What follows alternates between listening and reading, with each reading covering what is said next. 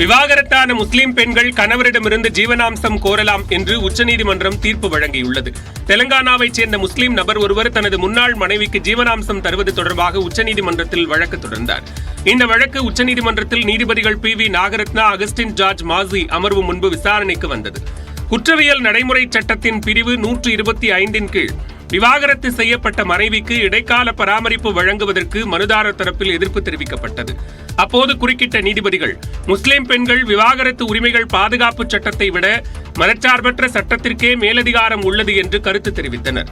மேலும் CRPC பிரிவு 125 கீழ் விவாகரத்தான பெண்கள் ஜீவனாம்சம் கோரலாம் என்றும் உச்சநீதிமன்றம் தீர்ப்பளித்துள்ளது. மேலும் மனுதாரரின் மனுவையும் நீதிபதிகள் தள்ளுபடி செய்து உத்தரவிட்டனர். ஈரோட்டில் தன்னிடம் உதவி கேட்ட மாற்றுத்திறனாளி பெண்ணிற்கு அடுத்த 2 மணி நேரத்தில் 3 சக்கர வாகனத்தை வாங்கி கொடுத்த நடிகர் பாலாவின் செயல் பலரது பாராட்டுகளையும் பெற்றுள்ளது. கிருஷ்ணாம்பாளையத்தைச் சேர்ந்த மாற்றுத்திறனாளி பிரேமா திண்டலில் நடைபெற்ற நிகழ்ச்சிக்கு வந்திருந்த பாலாவை சந்தித்து உதவி கோரியுள்ளார். அடுத்த 2 மணி நேரத்தில் பிரேமா வீட்டிற்கு சென்ற நடிகர் பாலா அவர் கேட்டபடி 3 சக்கர வாகனத்தை வழங்கினார். இதனால் இன்ப அதிர்ச்சியடைந்த பிரேமா கண்ணீர் மல்க பாலாவுக்கு நன்றி தெரிவித்தார். இப்போ பாலா சார் காலையில் 10 மணிக்கு அப்ளிகேஷன் கொடுத்தேன். எனக்கு உடனே ரெடி பண்ணி கொடுத்தாங்க. நான் பாலா சாருக்கு ரொம்ப நன்றி சொல்கிறேன். கவர்மெண்ட்டில் மாற்றுத்திறனாளி பொதுவாக 60% 30%ன்னு பார்க்காதீங்க. தயவு செய்து நடக்க முடியாமல் நிறையா பேர் இருக்காங்க. அது பெண்களாகப்பட்டவங்க 30 வயசுக்கு மேலே ஆகிட்டா அவங்களால நடக்கவே முடியல. ஒரு வண்டியில் பஸ்ஸில் ஏறுறதுக்கு அவ்வளோ சிரமமாக இருக்குது. இல்லை எந்த முடியுது என்னால் முடிஞ்சதுன்னா பண்ணுறேன். அவ்வளோ பெரிய ஆளாக இல்லை. அரசு இருக்குது. அதை பற்றி பேசல. எனக்கு தகுதி இல்லை, அறிவு இல்லைண்ணே. நான் ஒரு சாதாரண ஆள். என்கிட்ட வர என்கிட்ட இருக்க காசை என்ன பண்ண முடியுமோ அதை பண்ணுவோம். அவ்வளோதானே. தொடர்ந்து இதே மாதிரி மக்கள் உங்களை தேடி வராங்க உதவி கேட்டு. நீங்கள் அரசுக்கு டைரக்ஷன் கொடுக்கலாம், அந்த அரசுக்கு நீங்களே கேட்டு. ஆனால் இல்லைண்ணே, என்கிட்ட இருந்தால் கொடுக்க போகிறேன், இல்லைனா இல்லைன்னு சொல்ல போகிறேன். அவ்வளோதான் நம்மளுடைய கான்செப்ட். அதை பற்றி பேசுகிறவங்க எனக்கு தகுதி இல்லை, அறிவு இல்லை. நான் சாதாரண ஒரு நார்மல் மேன். சிவகங்கை மாவட்டம் தேவக்கோட்டை அருகே கங்கினி கிராமத்தில் வீட்டின் மேல்கூரை இடிந்து விழுந்த விபத்தில் ஒருவர் காயமடைந்தார். 1997-98 ஆண்டில் இந்திய ஆவாஸ் யோஜனா திட்டத்தில் 20 வீடுகள் கட்டப்பட்டன. சமையல் வேலை செய்யும் தர்மலிங்கம் என்பவர் குடும்பத்துடன் இங்குள்ள வீட்டில் வசித்து வந்தார். இந்நிலையில் வீட்டின் மேற்கூரை இடிந்து விழுந்து தர்மலிங்கம் பலத்த காயமடைந்தார். அலறல் சத்தம் கேட்டு வந்த அக்கம்பக்கத்தினர் அவரை மீட்டு 108 ஆம்புலன்ஸ் மூலம் தேவக்கோட்டை அரசு மருத்துவமனைக்கு அனுப்பி வைத்தனர். இந்நிலையில் சிதிலமடைந்த நிலையில் உள்ள வீடுகளை சீரமைக்க மக்கள் கோரிக்கை விடுத்துள்ளனர். திருவள்ளூர் மாவட்டம் அத்திப்பட்டு இந்துஸ்தான் பெட்ரோலியம் நுழைவாயில் முன்பாக நிர்வாகத்தை கண்டித்து முற்றுகை போராட்டம் நடைபெற்றது. அப்போது தொழிலாளர்கள் 3 பேர் பணி நீக்கம் செய்யப்பட்டதை கண்டித்தும் பணி நிரந்தரம் செய்ய வேண்டும் என்பன உள்ளிட்ட பல்வேறு கோரிக்கைகளை வலியுறுத்தியும் முன்னாள் பொன்னேரி சட்டமன்ற உறுப்பினர் கண்ணன் தலைமையில் தொழிலாளர்கள் போராட்டத்தில் ஈடுபட்டனர். இதனையடுத்து முற்றுகை போராட்டத்தில் ஈடுபட்ட அனைவரையும் காவல்துறையினர் கைது செய்தனர். இதனால் அப்பகுதியில் பரபரப்பு ஏற்பட்டது. மயிலாடுதுறை மாவட்டம் சீர்காழி அருகே பூம்புகார் துறைமுகத்தில் சுருக்குமடி வலையை பறிமுதல் செய்த வந்த மீன்வளத்துறை அதிகாரிகளுக்கும் மீனவர்களுக்கும் இடையே கடும் வாக்குவாதம் ஏற்பட்டது. தமிழ்நாடு அரசால் தடை செய்யப்பட்ட சுருக்குமடி வலைகளை பயன்படுத்தி மீன் பிடிப்பதாக எழுந்த புகாரை அடுத்து அங்கு மீன்வளத்துறை அதிகாரிகள் சுருக்குமடி வலைகளை பறிமுதல் செய்ய வந்தனர். இதனை அறிந்த மீனவர்கள் அதிகாரிகளிடம் வாக்குவாதத்தில் ஈடுபட்டனர். பதற்றம் நிலவியதால் 100க்கும் மேற்பட்ட போலீசார் அங்கு குவிக்கப்பட்டனர். முதலமைச்சர் மு.க.ஸ்டாலினின் உத்தரவுப்படி ஓசூர் கெலவரப்பள்ளி அணையிலிருந்து பாசனத்திற்கு தண்ணீர் திறக்கப்பட்டுள்ளது. மாவட்ட ஆட்சியர் சரையு, MP கோபிநாத் ஆகியோர் தண்ணீரை திறந்துவிட்டனர். சுழற்சி முறையில் முதல் மண்டலத்திற்கு 5 நாட்கள், 2வது மண்டலத்திற்கு 5 நாட்கள் என 120 நாட்களுக்கு தண்ணீர் திறக்கப்படும். தவணை ஒன்றுக்கு 72.60 மில்லியன் கனஅடி வீதம் மொத்தம் 609.84 மில்லியன் கனஅடி நீர் திறக்கப்பட உள்ளது. தண்ணீர் திறப்பு மூலம் பூதிநத்தம், பெத்தமுத்தாலி, காமன் தொட்டி என 22 கிராம விவசாய நிலங்கள் பாசன வசதி பெறும்.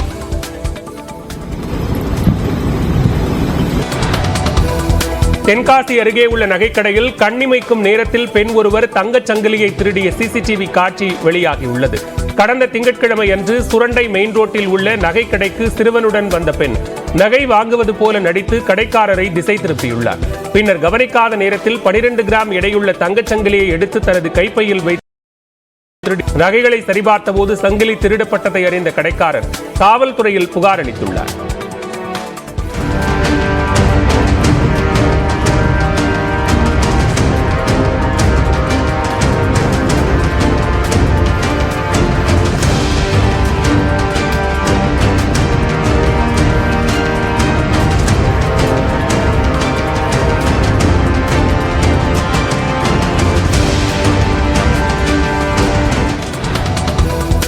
மதுரை மாவட்டம் ஒத்தக்கடையில் சாலையில் சென்று கொண்டிருந்த மாடு முட்டியதில் முதியவர் உட்பட 3 பேர் காயமடைந்தனர்.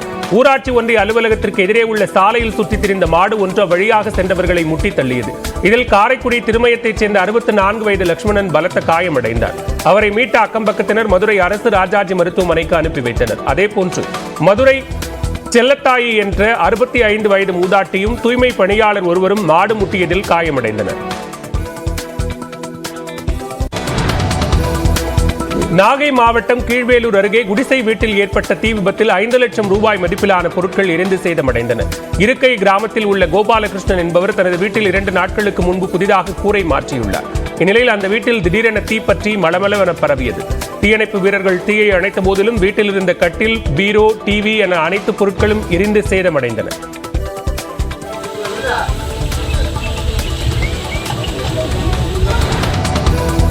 நாமக்கல் மாவட்டம் குமாரபாளையத்தில் உள்ள ஆவின் விற்பனை நிலையத்தில் இளைஞர்கள் சிலர் பாலை திருடும் வீடியோ காட்சி வெளியாகியுள்ளது. பெருமாபாளையம் புதூர் பகுதியில் உள்ள ஆவின் பாலகத்தில் தொடர்ந்து பால் திருடு போவதை அறிய விற்பனையாளர் கடையை சுற்றி கண்காணிப்பு கேமராவை பொருத்தினார். அப்போது இளைஞர்கள் இருவர் தொடர்ந்து பால் பாக்கெட்டுகளை திருடி வந்தது தெரியவந்தது. புகார் அளித்தும் காவலர்கள் நடவடிக்கை எடுக்காததால் ஆவின் பால் விற்பனையாளர் இளைஞர்கள் பால் திருடும் காட்சியை இணையத்தில் பதிவிட்டார். திருப்பூரில் மின்சாரம் தாக்கி 2 மயில்கள் உயிரிழந்தன. பிரிட்ஜ்வே காலனி பகுதியில் இரை தேடி வந்த மயில் அருகில் இருந்த டிரான்ஸ்பார்மரில் அமர்ந்தது. அப்போது எதிர்பாராத விதமாக மின்சாரம் பாய்ந்ததால் நிகழ்விடத்திலேயே மயில் உயிரிழந்தது. இதேபோன்று ஆர்நகர் பகுதியில் மின்சாரம் தாக்கியதில் பெண் மயில் ஒன்று உயிரிழந்தது. பொதுமக்கள் கொடுத்த தகவலின் பேரில் நிகழ்விடத்திற்கு வந்த வனத்துறையினர் இறந்த மயில்களை எடுத்துச் சென்றனர். செங்கல்பட்டு மாவட்டம் திருப்போரூர் கந்தசாமி கோயிலை சுற்றி 4 மாட வீதிகளில் இருந்த நடைபாதை கடைகள் ஆட்சியர் உத்தரவின் பேரில் அகற்றப்பட்டன. நடைபாதை கடைகளால் விழா நாட்களில் கூட்ட நெரிசல் ஏற்பட்டு பக்தர்கள் அவதிக்குள்ளாவதாக குற்றச்சாட்டு எழுந்தது. இதனையடுத்து கடைகளை அகற்ற மாவட்ட ஆட்சியர் அருண்ராஜ் உத்தரவிட்டார். அதைத் தொடர்ந்து வருவாய்த்துறை மற்றும் காவல்துறையினரின் உதவியுடன் கடைகளை கோயில் நிர்வாகத்தினர் அப்புறப்படுத்தினர்.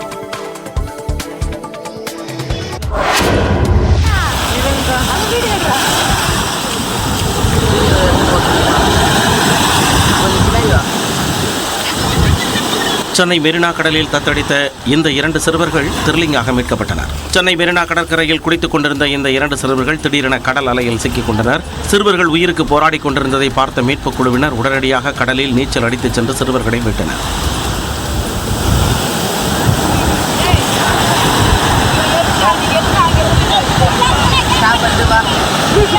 விசாரணையில் சிறுவர்கள் இருவரும் பெரம்பூர் பேசின் ரிட்ஜ் பகுதியைச் சேர்ந்தவர்கள் என்பது தெரியவந்தது. ராயப்பேட்டை அரசு மருத்துவமனையில் முதல் உதவி சிகிச்சைக்கு பின் இருவரும் வீட்டிற்கு அனுப்பி வைக்கப்பட்டனர்.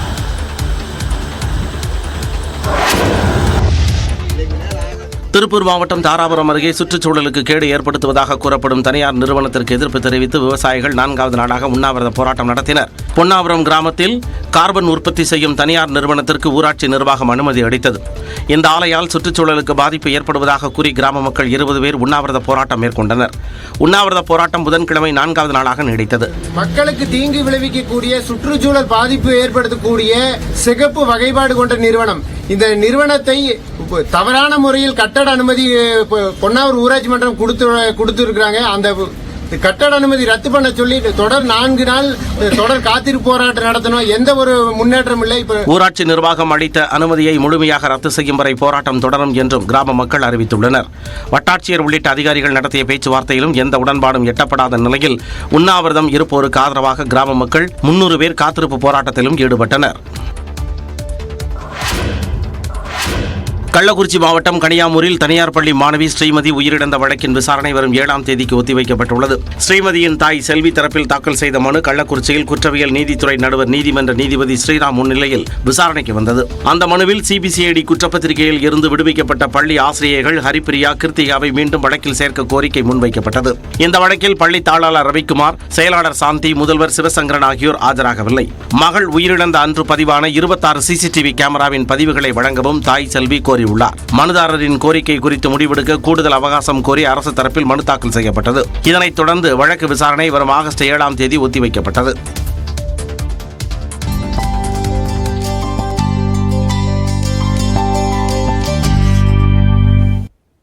தொடர்ந்து நம்மூர் செய்திகளை பார்க்கலாம். சிதம்பரம் நடராஜர் கோவிலில் கனகசபை மீதேறி பக்தர்கள் தரிசனம் செய்தனர். கோயிலில் ஆனி மாத ஆணி திருமஞ்சன தரிசன விழா நடைபெற்று வருகிறது. இதனையொட்டி திருவிழா நாட்களில் பக்தர்களை கனகசபை மீதேறி சுவாமி தரிசனம் செய்ய அனுமதிப்பதில் சிரமம் இருக்கும் என தீட்சிதர்கள் கூறியிருந்தனர். ஆனால் நீதிமன்ற உத்தரவு அமலில் இருப்பதால் பக்தர்கள் கனகசபை மீது ஏறி சாமி தரிசனம் செய்து வருகின்றனர். இதனை கடலூர் மாவட்ட இந்து சமய அறநிலையத்துறை அலுவலர்கள் கண்காணித்து வருகின்றனர். காஞ்சிபுரம் சித்திரகுப்தர் கோயிலின் வெளியே பூஜை பொருட்களை விற்பனை செய்யும் கடைகள் 21 லட்சம் ரூபாய்க்கு ஏலம் விடப்பட்டன. தேங்காய், பூ, பழம், நெய் விளக்கு விற்பனை செய்ய உரிமம் வழங்குவது தொடர்பான ஏலத்தில் 1 லட்சம் ரூபாய் வைப்புத் தொகை செலுத்தி 5க்கும் மேற்பட்டோர் பங்கேற்றனர். இதில் 15 லட்சம் ரூபாய் வரையில் ஏலம் போன நிலையில் மறைமுக டெண்டர் முறையில் சிலர் பெட்டிகளில் ஏலத்தொகையை குறிப்பிட்டு விண்ணப்பித்தனர். அதில் ராமச்சந்திரன் என்பவர் 21,11,777 ரூபாய்க்கு ஏலம் கேட்டிருந்தார். இதனையடுத்து கடைகள் அவருக்கு டெண்டர் விடப்பட்டன. கடந்த ஆண்டு 7 லட்சம் ரூபாய்க்கு கடைகள் ஏலம் போன நிலையில் இந்த ஆண்டு ஏலத்தொகை 3 மடங்கு அதிகரித்துள்ளது.